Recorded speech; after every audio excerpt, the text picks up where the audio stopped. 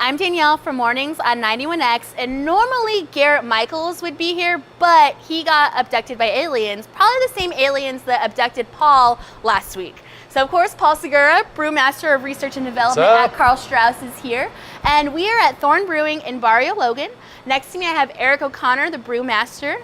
I also have Jay Jones, as well as Thomas Edward Kiley. Thank you will recognize them from the really funny commercials that you will hear from Thorn Beer. Thorn Beer, you know it. There was a woman at the Loma Club who disagreed with the quality of those commercials the other day. She heard my voice, she goes, "Are you the guy that does like the commercial on the radio?" I'm like, I've done some. Why? She goes, "Who's your creative director? You need a new one." You're looking at it. Yeah. She doesn't know what she's talking about. Hey, I called her a bitch, don't worry about it. All right, now we're good. Wow. Getting blue. Well, we're at Thorn Brewing in Barrio Logan. This is a brand new facility that just opened up. And Eric, what are we kicking off with? We are kicking off with our Barrio Lager. It's a Mexican style lager, 4.5% ABV, not hoppy at all, not bitter at all, and just a real sessionable, good San Diego beer any time of the year. Right Cheers, on. guys. Cheers. This is a Baja style lager, isn't it? I believe it's focused on that region, the drier style. Nice. This tastes like an especial, man. A little bit, huh? Really close. Yeah, that's kind of, we're using that as our model. Your Modelo? Yeah. So what brought you guys down to Barrio Logan? Well, we opened our original spot in North Park 5 years ago this December, actually, and for about 2.5 years we've been looking to expand production. We wanted to keep with the neighborhood theme, but we needed warehouse space, and the nearest available warehouses that still had a really cool vibe were out down here in Barrio Logan, so that's where we were focusing our search, and it took 2.5 years to get open, but we got there, and we're real happy to be here. So you guys are officially up and open and running. We've been, the bar has been open for 3 weeks now, and we are up and running and canning beer and giving it to our distributor, and it's all going well. And can you get Barrio Lager in a can? You can. Excellent. Please do. Please do. Please do. So, Tom, how do we find this location? What's the easiest way to get here?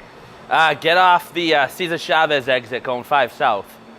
And then you just go straight through the first set of stop signs, and at the next one you hang a right. Big building on the left. And what 20,000 street are we square feet, on? you can't miss it. What street is National this? Ave. National. 1745 National Ave. Or you could punch it into Google. Bring up the Google machine. No, just remember what I said. I'll get you here. Or if you're familiar with Las Cuatro Milpas, we're just on the next street over. That's on Logan, so it's a good landmark. And you got the Coronado Bridge looking out the back of your warehouse over there. Yeah. Which is a really nice view. Gorgeous view. Yeah. Yeah, this is $1 a million. great space right here. There's a lot of space. Dog friendly, Absolutely. Absolutely. Right on. Yeah. People friendly. people friendly, kid Yeah. friendly, Kid friendly as family well. friendly. Yes, family friendly. Excellent. All hours. Very cool. Yeah. Right. So we started out with the Barrio Lager. What's next, guys? We are going to move to our pale ale. Rock the pale Rock ale? the pale? Rock the pale. Oh, let me whip a few of those up real quick. So what's the story behind Rock the Pail? Well, it's a funny story. So actually, I was hanging out at the Whistle Stop in South Park, talking to my buddy Sam Chamis, the owner there. Big shout out to him. And he was talking with Tim Mace from the Casbah, and they were rapping out. And I went to go say hi, and Tim's like, Jay, he's like, I don't think this craft beer thing's going away. And I go, Tim, I don't think it's going away either, my good friend. He's like, well, I think we need to make a beer. And I go, then we're on it. Let's get this done. So we just kind of sat down, we brainstormed. We wanted to make a beer, since it is the Casbah, we wanted to make a beer that you could have 4 or 5 of while you're gonna go see a show, so you're not getting kicked out or blacked out by the time the headliner comes on. So we wanted to do something with relatively low ABV. Me being a huge hophead, I still wanted to make it really, really hoppy. So we came up with this Rock the Pale, which is a very aggressively hopped pale ale, but only 5.5% ABV. So you can crush these all night, enjoy lots of bands, still get that hop fix, but not get too faded. Did Tim Mays have any input on the beer itself? Yes, well his prerequisites were he just wanted to make sure that everybody drank lots of it. And that was his big thing. I mean, understandable. Yeah. And if you know Tim's not necessarily a huge beer drinker, but he knows what he likes, and he's like, this is fantastic. This is really gonna work for my venue. Well, and your cans are, I mean, they look awesome. Yes. They look super awesome. So where did the logo come from? Did you guys make it up? Was it something So you did with Casbah? that is actually a Casbah logo. It was originally designed by our good friend Dave Lively, who owns Fall Brewing Company. And so we did the right thing. We went to Dave and we said, hey, you know, we kind of want to use this on the can. We think this looks super rad.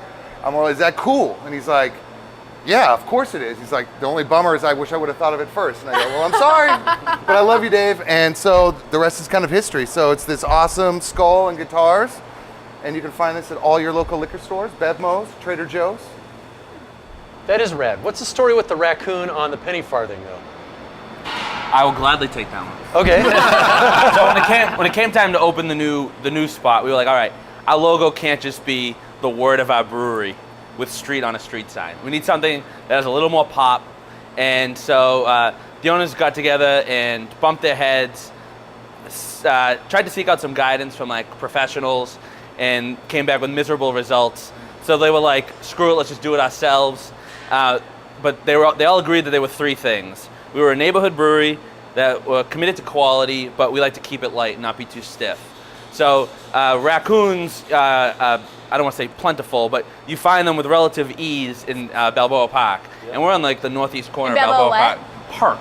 Balboa Park. And Harvard Yard. Yeah, like in the northeast corner, which is right where the brewery is. So the raccoon is a neighborhood animal to North Park. Yep. The penny farthing is kind of like a hipster bike, which fits to modern North Park. So that's like the neighborhood element. He's riding a bike, which is like, you know, keeping it light. I don't know if you know, raccoons don't ride bikes. I did not know that. Frequently. Maybe every now and again. Okay. And, but it's like a nice, clean, like crisp, like well made image, which is the commitment to quality. So those three things kind of combine in the logo. All right, cool. Just for anybody wondering about that. And what's funny is when we kind of were disappointed with the consultants we hired for the rebranding, the actual idea for this came out of a random kind of fast think tank type email that we were responding to them, like, you could have done anything but like, you know, what you did, how about, and we were just throwing ideas and we're like, how about a raccoon? How about a bike? And then it was like, how about a raccoon on a bike? My partner Dennis just put the two together and said that, and we're just like, huh, what would that look like? And when someone showed us, we're like, I like that. So we just, you know, it is a good look. We just stuck with it because we just liked it. Well, and I have to commend you guys because your logo stands out, I would say, more Thank than you, Danielle. a majority of the logos of thank breweries out there. And you don't even need to have Thorn on there. You just see the raccoon on the bike and you're like, oh, that is a Thorn. And it was so awesome, Jay went and got a tattoo on his arm of that. I did. Look at that. Committed. Get that there? Branded for life. All right, I own you. Now you sound better. At Comic-Con, someone asked Matt Groening, this is like during Futurama after Simpsons, like, hey, like what is the key to making like a good cartoon character? And he said it's recognizable by the silhouette. And I think that holds true to logos as well. Like, you know, the Nike swoosh or the McDonald's arches, it's all like really simple, black and white. You don't need a ton of details, so that can be replicated and you can like see it anywhere and it pops. And I think that like it still has some of that. So as far as a pale ale goes, Paul, what do you have to say about it? Oh, okay. It's funny because I smelled it and took a sip, and it brought me back in time to an IPA, one of the first IPAs I had, which was Anchor Liberty, in the tasting room at Anchor, and it was so full of hops I could hold the glass like 2 feet from my face and smell the hops coming off of it. As soon as I smelled it, it brought me back to that experience. So people say, you know, San Diego Pale Ales are like IPAs other places, in other areas of the country. This is kind of like that, where it's San Diego Pale Ale, right? Yeah. But it's like an IPA in other places of the world, and it's hops are just popping off of it, and you get that in the nose. It smells like holding hops and smelling fresh hops, man. It's really good. One thing I've noticed is some people use the term San Diego Pale Ale to cynically describe high ABV beers, like they'll make a 9 or 10% beer and still call it a San Diego Pale Ale. So this is only 5.5%, so we're not completely going in that direction. But the bouquet is amazing off it for me. It's like a lot of citrus, pine. Like if you haven't, kind of the pine that you get when you up in the mountains, just like a fresh scent. And that I think that comes from the Cascade and Chinook a lot. And then there's like Columbus in there too, which kind of adds a nice kind of San Diego dankness to it as well, and kind of like rounds it out. I think the three together will work well. I agree. It's also got a nice sturdy malt profile though too. Yeah, you get all the ingredients Yeah. in beer. Yep. And it's my favorite beer that we make. Honestly, it's the beer that I drink on a daily basis because I like to have beers all day. Because you drink beer for the flavor. Exactly. Would you say it's your fridge beer? And it's in my fridge right now. I had one last night on my day off. So can you explain to me why this would be considered a pale ale and not a session IPA?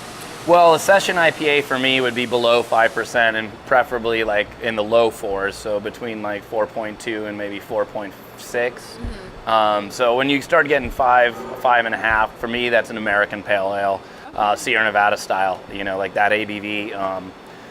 So for me, just the fact that it's hoppy, but it is there is the malt there. Session IPAs tend to be, for me, they tend to be a little bit less malty. You're focusing completely on like a hop water. So Hop water. yeah, yeah, you know what I mean. You got it's like you don't want. I mean, you want some body in there, but you don't want a lot of malt flavor in a session IPA. At least for me, everyone's got preferences, but Well, this is a fantastic beer. Thank you. The Cheers. malt side Totally of this is killed just it. light enough to Everyone. let the hops come through. yeah. Cheers, man. Tell me, let me get you down there, buddy. All right. Thank you, guys. Hey, Thanks you're for welcome, including Tom. me. We got nice lace work going on all the glasses. It's because I made them clean them. It's a sign of a well-made beer. You wouldn't let us get away Anytime with you it. see the Brussels lace on a glass, it's the sign of a well-made beer in a clean glass. Oh, is that what that means? Yes. I noticed. I didn't know that that's what it was called, and that's how you got that. But you have to clean the glass too. Good Because to if you know. have if you have soap residue on the glass and you put a great beer in there, it just falls right down. Doesn't hang there Beer at all. clean glassware. It's huge. Yeah. Yeah. So you come to Thorn, you get well-made beer in clean glassware. We did it, Paul. You're We welcome. did it. You're welcome. Congratulations, you guys did it. All right. All right. So we just finished Rock the Pail. What are we doing next? All right, let me whip up a batch. Hold on, here we go. The magic. So this is The beer The magic. magic of Facebook. We got a hazy. we got a hazy. It's all the rage right now. So we threw one in here. Why not? 1, 2. So Sweet. this is a New England style IPA or hazy IPA. New England. Mm-hmm. Great place to He be brewed born. he brewed it. Never heard of it. So yeah, this is Little known fact about New England, it's actually the home of the first chocolate chip cookie. Oh. a mass my time. And they got nice chowder. Thank you. So this is this is called Frito Haze, and we Wait, did Frito. What? Frito Haze. Are there Like- Fritos in this? There is one bag of Fritos in the entire mash. Yes, there are. So technically. Technically, yes, there are Fritos in the beer. Very little. So we did this beer for Livewire's 25th anniversary party that was at the North Park Observatory. I do not remember that night at all, actually. It was an awesome show, though. Yeah, I barely remember. It was wonderful. So they had Mariachi El Bronx and Rocket from the Crypt, which was absolutely fantastic. So this beer is done with Citra, Amarillo, Galaxy, and Motueka hops, and Vermont ale yeast, which leaves a kind of haze along with the unmodified malts that we used in it. And it's just got a lovely, juicy aroma and like just everything, for me, everything you should go for when you're trying to make that style is in there. The Frito reference, just for those of you out there that don't know, is back in the early to mid 90s when the Livewire didn't serve hard alcohol and there wasn't a lot of food options around there. On Friday and Saturday nights, they would do Frito boats. So they had chili going in a slow cooker Frito back pie. there, and they would crack open a bag of Fritos, ladle in your chili, and then pop it over. So when we brewed the beer, we actually had Frito boats going over there, and that's why the Fritos got thrown in the mash, because a couple of beers got drank, and that became a good idea, even though it wasn't the plan. It wasn't the plan. Then we did it, and then it became the name. So there you go. So when you guys were making this beer, were you setting out that this was Livewire's anniversary Yes, beer? yes. Okay. All the Livewire guys, Sam, the owner, and Thad, the manager, were over there for the brew, and Dang, who used to be the manager way back when they did Frito boats, stopped by as well. So yeah, it was a lot of fun brewing it, and it was a lot of fun going to the observatory. And like you, I don't remember much. Yeah. It got kind of blurry. I don't know what, Jay. We ended up on shuttles. We ended up on a shuttle. You got to hang out with Lee Chase. We hung out with Lee Chase from the block. I don't think Lee Chase remembers. But, well, you know, I don't think Lee remembers, but you know, I spilled a beer on Jeff Bagby. Nice. Again. Too soon. Eric, I have to ask. Yeah. You know, about a little over a year ago, that's when these hazy beers started to come out, and a lot of brewers were like, "I'm not doing that. I'm not down with the hazy IPA." But it's becoming more and more common. You know, everyone's making them. What was your initial reaction to the hazy IPA? Okay, the first hazy I ever had was actually a heady topper that was infected, and so someone brought a can back from the East Coast, and I popped it open with a friend from out of town, and he's a brewer too, and we took one smell and we're like, I'm not drinking that. It was actually just a bacterial infection, which is unusual because they have amazing quality control. Well, my first heady was infected too. Okay, so the quality control may be up for debate. Maybe up for debate. I mean, this was like 5 years ago, but So I mean, Maybe you have the same batch. let's hope so.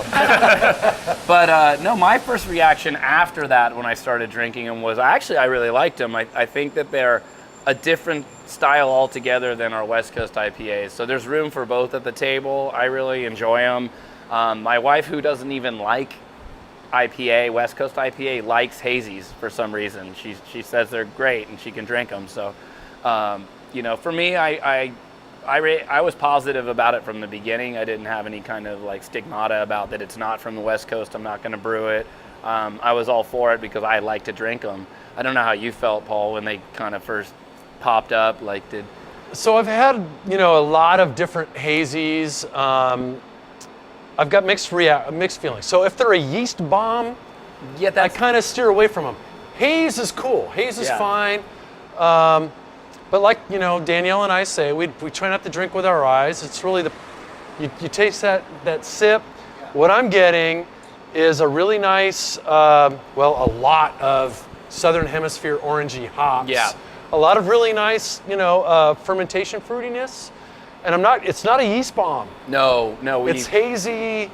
We bring the yeast out of the good. tank This before is we package it. We get them out. Stigmatic, quintessential, stereotypic, hazy beer right there. It's really good. Since you pull the yeast out before you package it, does that mean that you're not getting that sediment that sometimes you find? Yeah, we're just looking. The haze is basically from hop polyphenols, and I'm gonna nerd out here, but hop polyphenols and from like intermediate protein complexes that are from kind of unmalted grains that we mix in. And by not adding finings to the kettle, you can keep a lot of that in the beer.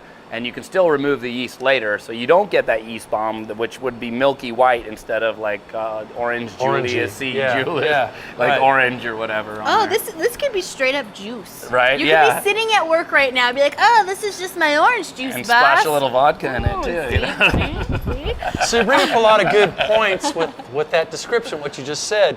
Beer has a lot of protein in it. Yep. And a lot of brewers, in order to make the beer clear, go to great lengths to try to get the protein out of the beer by boiling and adding Irish moss and finings and everything else, using a strain of yeast that settles out and all sorts of different things. This is beer at its freshest, most natural state, put in front of people who drink beer for flavor. cage free. Not with their eyes. Cage free. Out of the wild. I think in San Diego, there's a certain raw food element though, where people see the haze and they do drink with their eyes. They want it. They kind of go, Well, wow, that looks like a raw food. People associate the aesthetics with freshness too. Yeah. You know, if they see a beer like this, they know it's fresh. Yeah. They smell it, they drink it, and then that just confirms it. Absolutely. Is this beer canned?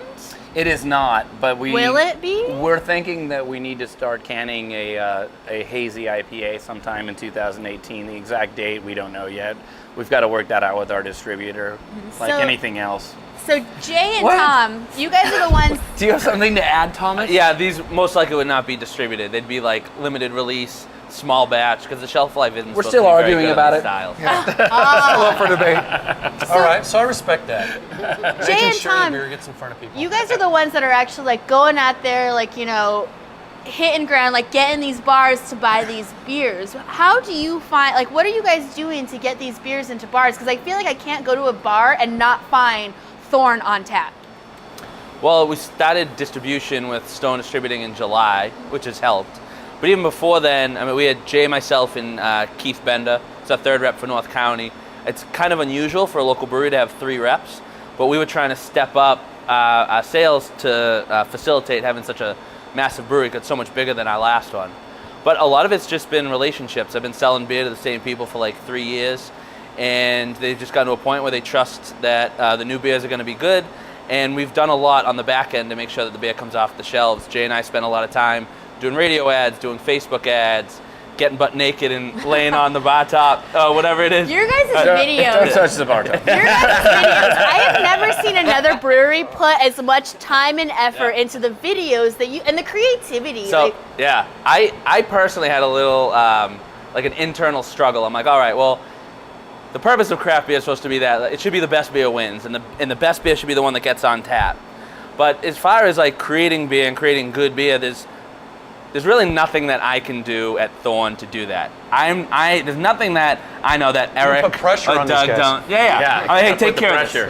Yeah. But no, I think it's back end stuff, and I actually think it helps cover like the other part of what makes craft beer special. Craft beer special is special on one half because it's like art. You know, Jay and I had a conversation with Cosimo before he moved to Denmark, and he goes, beer is art to me. Like, this is my artwork in a glass, and like, it's not artwork to me. I'm glad it's artwork to him. I'm glad it's artwork to you and you, because I don't think we'd exist as a community without it. But what I like about it is I like hanging out with people and having a good time, and I like the small business aspect, and I like the community that it creates. And I think helping to make it fun for people and reaching out and doing cool stuff like that, making it approachable and something that people want to be a part of, I think is also important to helping it like grow and stay cool. So it's been a lot of fun what Jay and I are doing, and hopefully it's a way in which we can contribute to help keep it special. I don't know. well, and this guy is literally everywhere, every single day. I don't think he sleeps. I don't think he does either. I don't think he does I either. sleep in my car an awful lot because Uber's really expensive. At first, I doubted their methods, but then I found there was a means to an end, even though it seemed nefarious at first that these guys were.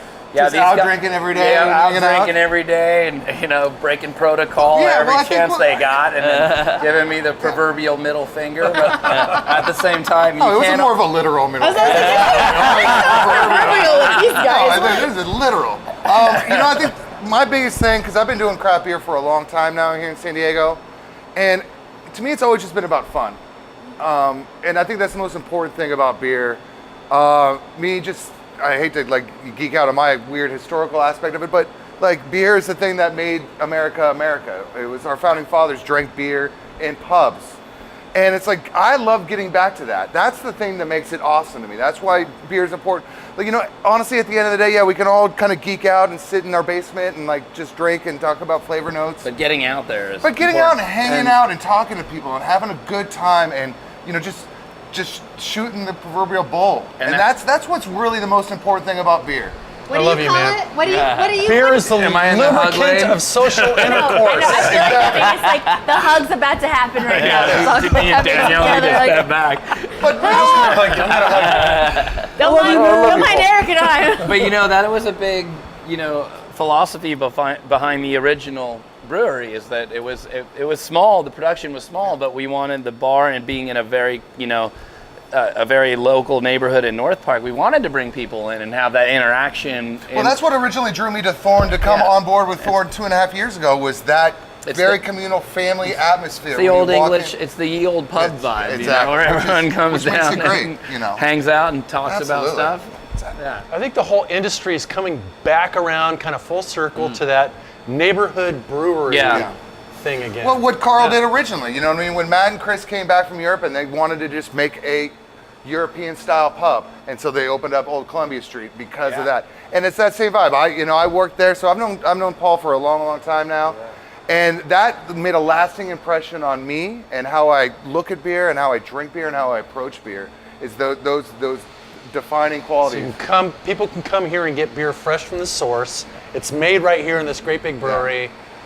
here in Barrio Logan. It's rad. I mean, Exactly. this is the yeah. coolest thing And you'll always run into a brewer because they're Yeah. always here drinking. You get to see the process.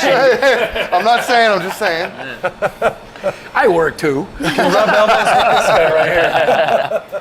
Awesome. Well, so what are we gonna end it out with, guys? We got one more beer. Yeah. What are we? Where's the dessert? Tom, can you whip a batch up real quick? It would be my pleasure. We have a Cocomotive Coconut Porter. Oh, so Cocomotive. I went to during Beer Week. I went to your guys' pairing that you did with Massive Sausage, and they paired this with a German chocolate cake that was to die for. It was so good. It brought out all the coconut behind the beer along with the dessert. It was phenomenal. Glad you enjoyed it. German chocolate cake Good. would probably go perfect with this. And I think we learned that day that German chocolate cake doesn't have anything to do with Germany. Cheers, guys. Yeah, that was an interesting. It was an I don't know. Google it, folks. You know what You're else on the goes? computer now. You know what else goes great with this? Is a triple cream cheese that we did that with Venissimo during Beer Week. And that went over like a house on fire too. It was beautiful. I would just like to put a scoop of vanilla ice cream in this. You and make a, could, float. yeah. Why not? You know. So when you guys were on Beer for Breakfast last year, you had just gotten this massive coconut. I don't know what do you guys do to the coconut? The oven? Roasted in the oven. Yeah, you roasted in the oven. Yeah. You guys had just gotten it, and we recently had Mission Brewery on, and they said that They you guys use are our actually oven. helping out. They use our with oven. the oven. So, Yeah. so does McKellar. It's become the communal oven. Yeah. So because It gets around. I was just tired of toasting it in my own house because it would, and then the batches we're doing now, I'd have to take 2 days off just to toast the coconut. So I think the other guys they were doing the same thing, and they're like, "Oh, you have a commercial oven now that you don't put food in, just coconut and coffee or whatever." And so we're kind of sharing it with the craft beer community, which is part of what I think makes San Diego great. Is we all Yes. give each other yeast, Right. we all bro out Yes. hops, we all give advice, we all loan out our ovens or whatever. I mean, that was my next question. This is such a unique experience that you guys all help each other out, and you would think that you all would be each other's competition. Where does that camaraderie come from? Well, I think for me, it's like we are competitive. It is competition, but it's friendly competition. Like if I'm going to beat someone, I want to beat them on a level playing field. I don't want an advantage. Like if they don't have access to a hop I can give them, or like an oven that I can help them toast coconut so that they can go make their beer just as good as I could make mine, then I want mine to still be better. I'm competitive, but I want it to be a level playing field, you know? So then I think that's where I think a lot of other people are like-minded. They go, yeah, I want to kick your ass, but I want it to be fair. Yeah, I don't want to cheat. There's still a lot of opportunity outside of the current craft portfolio, not just in macro, but in the macro craft or whatever you want to call that. So I think especially, it's almost like, I don't know, like a sanctuary, and it's like, as a community, like we've built this thing and we have the walls on the outside, and in the very middle, you know, the women and children are the small breweries that are doing like fun new stuff, and they're going only to the rotating beer bars because they can only make a little bit of beer anyways. So they get the name out there, draw people to their tasting room, and then some of the bigger breweries are really on the outside trying to push for more land and try to like create a bigger space. And so I think a lot of us have accepted that, and we all kind of like work to grow together because it's still not that big as far as total consumption is concerned. And San Diego does well, but other cities still do better as far as a percentage of beer It's consumed true. being craft. Wow. And, Yeah. I didn't know that. Yeah. Right, so like all the craft breweries in San Diego combined are less than 20% of the beer sold. Yeah. Right? Oh, really? That's amazing. Portland's like 35% now, for Yeah. example. Yeah. Which is disappointing because Portland beers aren't So who's nearly as drinking good. all the rest of that beer? I sense San I sense the Diego, you throwdown. need to be drinking. Come on. I'm throwing it down there. I'm Yeah. sorry. They're getting better up in Portland. I love Portland beers. I like Portland beers too. So Paul, what are you pulling off of this beer? This to me is a beer that's, even though it's a porter, it's not super high gravity, like it's not super high alcohol or anything. I say there's a beer out there for everybody. If people who love dark beers, who love complexity, I mean the coconut's not over the top coconut. No. It tastes like a beer first with a little bit of coconut in the And finish. it's the intention. Yeah. Right? So you guys did a great job on this. It's clean, it's delicious. We're heading in the time of year where it's a little bit colder now, and people are going to gravitate toward beers like this that they could, session. I mean, I could session this. But in the colder weather, this is the kind of beer people are going to go for. I was gonna say it's 8% though. So. Oh wow! It doesn't drink like 8. No, it It's doesn't. up It on you. doesn't. But the coconut is subdued, and I've got to give a shout out to my homie Tom Cook, great home brewer in North Park, who this was his original recipe that we tweaked and scaled up again, and part of our challenge was making sure the coconut was roasted so you had that macaroon-like flavor, but also subdued so like the chocolate malt in the porter can stand out, and the porter's still a porter. I always thought by adding food you ruin a good beer, but this is the one exception for me. I think this is actually a good balance and harmonious flavors together. So where it just So for works. the beer nerds out there, are you putting the coconuts in the mash tun or the lauter tun? It's kinda going back over the top. It's or? like a dry hop.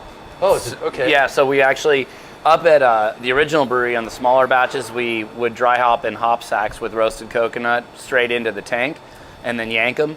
But down here, we've had to set up like a coconut caddy where we basically, fill this 3-barrel vessel next door to a fermenter, and then we basically purge that out, CO2, and then fill that with beer.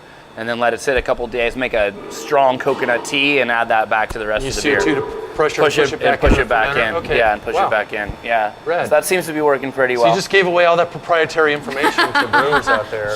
Just write me a check. And Awesome. Well, this was a fantastic Beer for Breakfast ABV. Thank you for letting us come here. You Coming in. gotta Thank you guys. You Thank gotta get down here to Barrio Logan. This facility is amazing. It's such a cool spot to hang out in. Jay, Yes. you hang out with Mr. Tim Piles I on do. Sundays for Loudspeaker. You wanna talk? Give a little plug to that. Yeah, of course. The mayor of San Diego, Mr. The Timothy mayor, Piles. local of course, music, yes. Timothy so if Piles. anybody doesn't know, and you're not listening to Loudspeaker on Sunday nights from 7 to 10, which you should, on you. Thorn Brewing is the official sponsor. And Tim's a great friend. I've known him for a long, long time. Integral in the San Diego music scene. He was actually a huge help when we did our grand opening celebration a couple weeks ago, about 4 weeks ago now. Where's my thank you? I was there. I know you were there, thank you. Help me book the bands and everything. So actually you can hear me every now and then, every other week or so. I come on air and just talk about stuff. Not really, but I'm there, but I'm not really talking about anything important. You bring the beer. You're very important. That's really important. I don't bring beer into the studio. Never. We do not drink beer in the studio No. at 91X on Sunday nights. I definitely hanging out don't. with I friends. definitely don't find all those cans Monday morning. That definitely does not happen. we've been I swear. Yeah, and we definitely don't. No, we definitely don't clean them up. Oh yeah, we don't. Yeah, no, we do clean them. No, I don't. Yeah. Yes. So big shout out to Loudspeaker. Busted. Big shout out, of course, to the Casbah as well. Awesome. One more time, Tom. Where can we find this location? 1745 National Ave. Take the Cesar Chavez exit off the 5 south. Right on. Well, thank you again for watching Beer for Breakfast ABV. I promise Radio's Garrett Michaels will be back next week. Papa G, we miss you. Good Good luck getting off that UFO. Sweet G. Cheers. Cheers to Thorn Brewing. Cheers, Thanks for guys. watching.